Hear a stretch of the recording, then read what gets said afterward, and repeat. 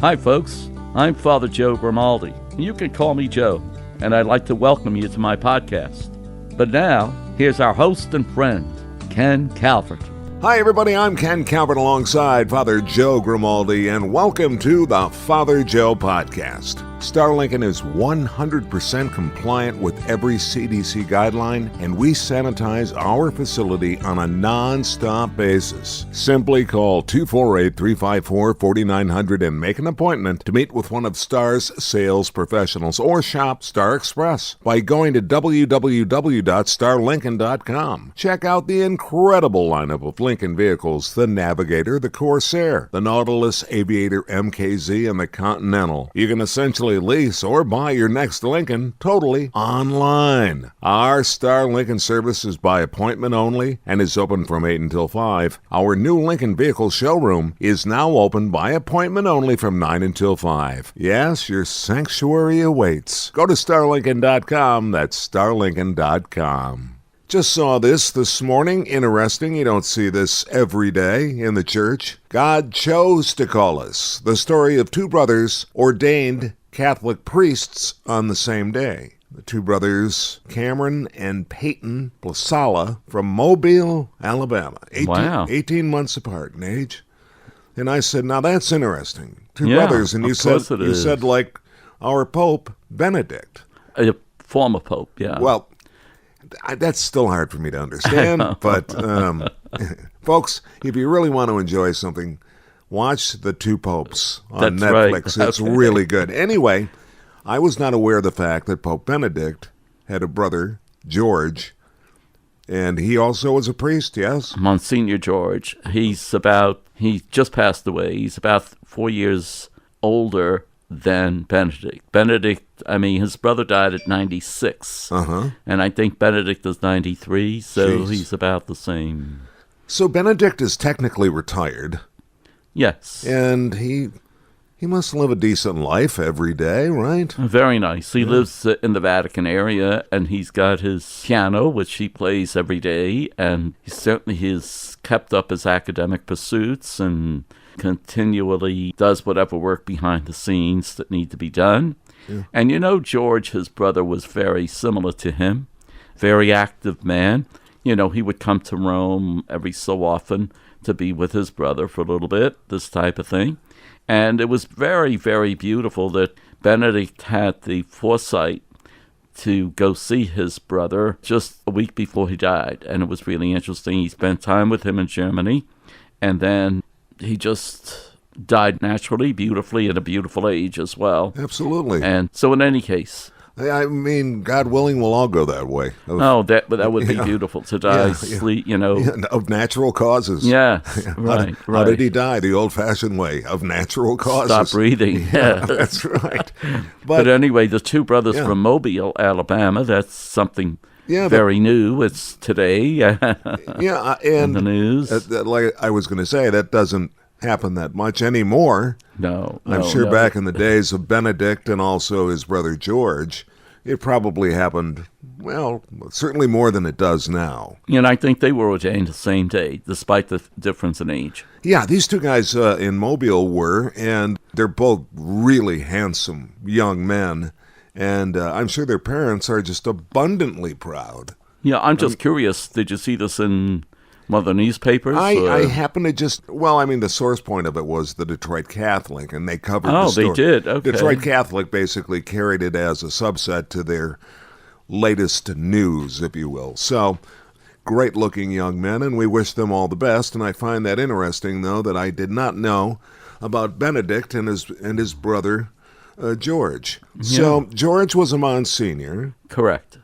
Did George pursue anything beyond that? No, you don't pursue to become Monsignor. Monsignor is a title that's given to you, and we've discussed this a few times, I think. But was there a chance for perhaps, did Monsignor George have aspirations to be a bishop or cardinal?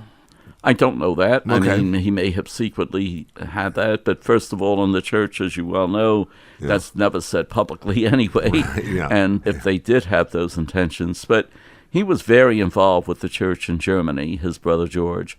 And he did a lot of good things. He kept busy until his very late years. So yeah, they always say don't tug on Superman's cape, and I guess in a way, if Monsignor George was all of a sudden to fast track it right to Cardinal, they'd have to say, did your brother have anything to do with this? The little bit that you know about Benedict is that it probably would never happen. He would never allow it to happen if it was during his lifetime as Pope. You know what I mean? Let me ask you this. What would you say the one striking difference between Francis and Benedict? I'm going to say the difference between academia and pastoral living. Oh. Even though Francis is a Jesuit, known to be the academicians, he's really a very pastoral individual. So much so that he chose the name Francis, because whenever you think of Francis, you think of his love for nature and you think of his love for animals and his love for compassion and so on. And I think Francis embodies that.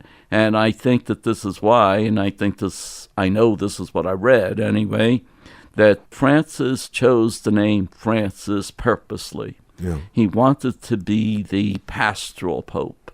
It's interesting, no other person has dared to use that name beforehand because they all get to choose their own name once they're elected.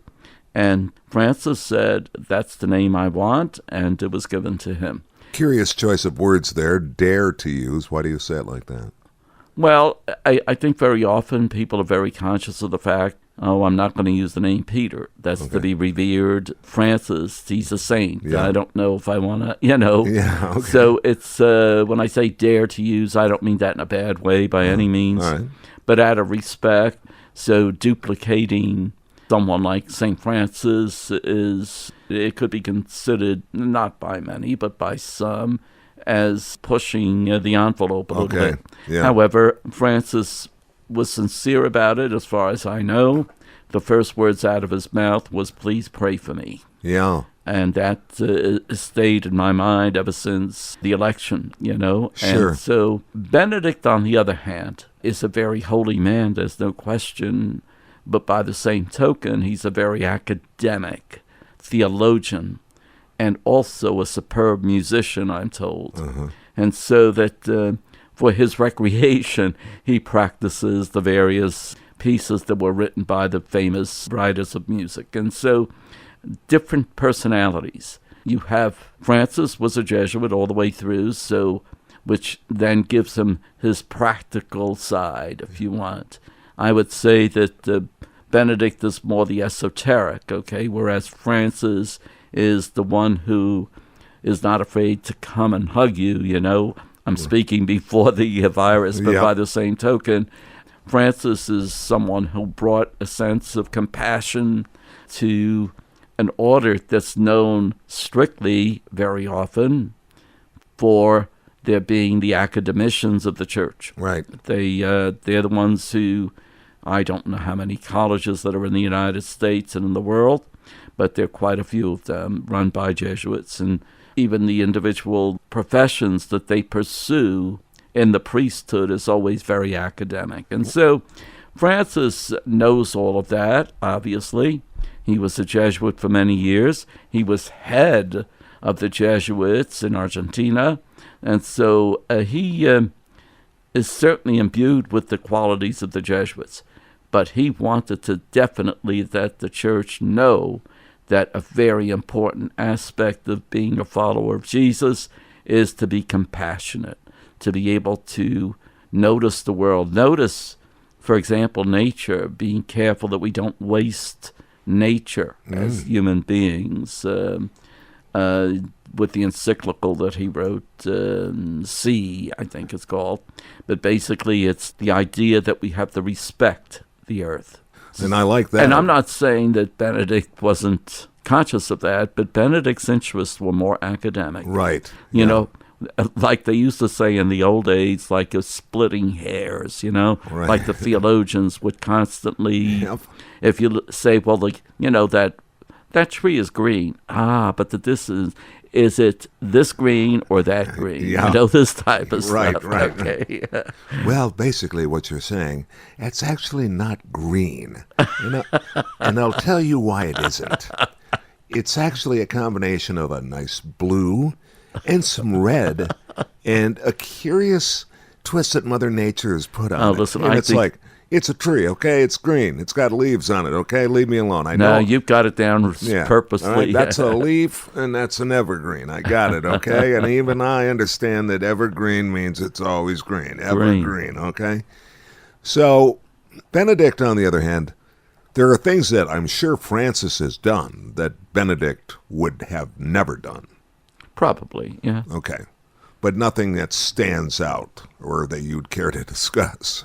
And that I don't know even. I mean, you know, one of the things, for example, remember his first act, or one of the first acts was when he went to Rome for the conclave, he stayed a few nights at the Casa del Clero, which is a common place for priests to stay at. And so one of the things he had to do after he was elected was to go pay his bill. And so he did. He went and went there. Or another thing does regularly, he likes to walk in the streets of Rome, resembling really one of the people who are homeless or whatever the case might be. And he speaks to the ordinary folks, you know, the people that are selling flowers. Benedict doesn't see himself above all of that, but I don't think. But that's not one of the things he would do. Yeah. Okay, that would not be. He'd be too occupied in the real meaning of the small word in that theology. And so certainly different personalities, different ways of attacking things. Maybe it gives everybody a lot more things to think about and when they're making a decision. For example, you know, you have someone like Benedict who likes to have everything covered, you know, and then when he does make a statement, it's a dogmatic statement, okay? Yeah. That kind of thing. Whereas Francis is much more fluid, okay? He can live with all of the ups and downs of the world as long as we are understanding and compassionate. I like him. I like him a lot. I do too. Now, mind you, a lot of people don't. I know that. I know that as well. I think because when he tackles for example, the financial world, well, Argentina, obviously they've had their problems with finances throughout history, serious problems. So people say, why is he even talking about that? Well, I don't think he's talking about the do's and don'ts of finances. What he's talking about is what Christ came to preach to the world. For those who have, they must give. For those who don't have. In other words, we must share. And of course, a lot of people say that's communism and so on and so forth. He's going against capitalism. And I don't think he's going against capitalism. But that's the way he's looking at it. And the other thing I want to say is this. What would we say if Christ were around today? And I don't know if we want to face that. When it comes to, as a world, how do we treat the homeless? How do we treat the people that are in real distress? So what Francis is trying to do is, I think, give us a way to deal with those who don't have. You have the haves and the have-nots. Yeah. He concentrates a lot on the have-nots. And he puts his money where his mouth is, basically. When I say his money, the Vatican's money, when it comes time to help certain organizations that help others, he makes sure to give those donations, not he himself, but the Vatican, you know, he makes sure that they do their part. He has touchstones all over the world, too. I mean, I'm sure he has daily briefings. Tell me what I may have missed, what's going on in the world, what is really important news and information that I can use and pray on and pray for. He seems to be on point with almost everything that's happening right here in the United States. You know, Black Lives Matter, the killing of George Floyd. Yes. Issues within the divisiveness of our politics right now. He seems to at least be informed and having shall I say, a reason to pray for us. And I like that. I wanted to mention this as well. I have a cousin who's a Jesuit, and he ended up going into the military and has stayed in the military his entire life. But I remember I think it was my grandparents or maybe my aunts and uncles. Oh boy, he's a Jesuit. Oh boy. We had a guest priest. Yeah, had a guest priest today, and oh boy, lucky us, who was a Jesuit. Apparently was there a thinking at one time that the Jesuits were these just like left-wing, free-thinking, let-it-all-hang-out guys or something? There still is. Really? Oh, yeah. Oh, okay. He's not Catholic. He's a Jesuit. No kidding. Have you ever heard that? I have not. People love to say that. I think there's jealousy involved. Sure. So let's face it, whether we like it or not, they have achieved great ranks. You know that the Jesuit house in Rome is not far from the Vatican. So the head of the Jesuits is always known as the Black Pope. Because the Pope always wears white and the Jesuit always wears black. So because they're so close and they're considered tremendous leaders, well, the Jesuit head of the order would be the Black Pope. Interesting. In Rome. Interesting. Well, I mean, they're highly respected, so obviously when you're on top, everybody likes to shoot. Okay? All right? Take them down a notch, this absolutely. type of stuff. Yeah. But, we have to be grateful for them, what they've introduced to the world, education-wise, scientifically, academically, theologically, all of these things that they've done. I'm not saying others have not done it. However, as a group, they have a reputation of doing that. And if you have that kind of a reputation, I think, there's nothing better than jealousy saying, tear them down a little bit. You know what I mean? Sure. But they certainly should be praised, not torn down. And Francis has never forgotten who he is. He always makes sure when he's visiting a different country to make contact with his brother priest. And that's what he calls them, his brother priests. Right. They would be the Jesuits that are in here, there, everywhere.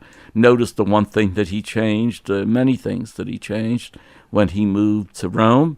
First of all, his residence was changed, and he still is living at Casa Santa Marta, Martha House. And then notice he wears black shoes, not red shoes, okay? And they're common shoes. These are the evident things that we see, where he's kept the practicality of who he was. That's why so many people really embraced him at the outset, because of the fact that his normal lifestyle was going to be maintained, And I think for a fact, I believe that he still rides around in that trusty Fiat. Well, when he was in Argentina, he rode the bus with the other people. Right. He lived in a small apartment. Matter of fact, he did his own cooking and his own shopping and all of that. Now, mind you, when he was in Argentina, he was no small potato, let me put it that way, because he was head of the Jesuit order and all of this other stuff. He was a cardinal, but he certainly lived a simple life. And when he brought that to Rome, I think the conclave saw that in him and said, maybe it's time that we have someone who's going to be compassionate and understanding and doesn't see the church as lording it over people, making it impossible for them to live a good life. Not everybody likes that, by the way. It's like there's a number of Catholics that don't like Francis because he's much too, and I hate to use the word liberal, right? But that's what is thought of him. It's what comes to mind immediately with me as well. I mean, that's how free thinking leans a little to the left or whatever.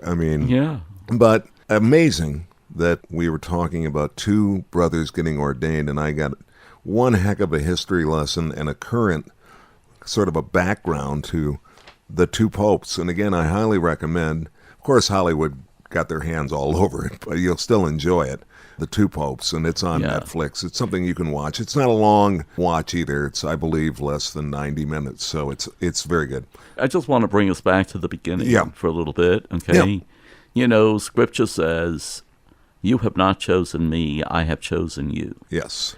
And I think this is where that quote comes from what you said. I'm just thinking that that's it, that these two brothers said we were chosen by God to do this work, and that's what the vocation is. God chose to call us. He chose to call us. And Peyton and Connor Priscilla, the brothers from Mobile, Alabama, ordained priests. How do you spell that last name? Plessala. Can you wrap it up with a prayer for us, sir? By all means, yeah. And I found this prayer that I think fits in with the times. Speaking about the COVID, when this is over, may we never again take for granted a handshake with a stranger, full shelves at the store, conversations with neighbors, a crowded theater, Friday night out, the taste of communion, a routine checkup, the school rush each morning, coffee with a friend, the stadium roaring, each deep breath, a boring Tuesday, life itself.